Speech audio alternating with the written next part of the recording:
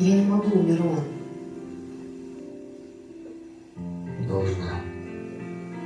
Меня посчитают слабой, нас посчитают слабыми. Луиза, понимаешь, все рухнет. Но неужели мы не сможем противостоять? Занимайся своими делами. Ты знаешь, я всегда тебя прикрою. Я умру за нас. Но это не наша игра. Пусть она пройдет стороной. Мы не струсили. Мы просто проявили осторожность. Пойми, пусть лучше будет так, как все было. И волки сыты, и овцы целы. А будет день,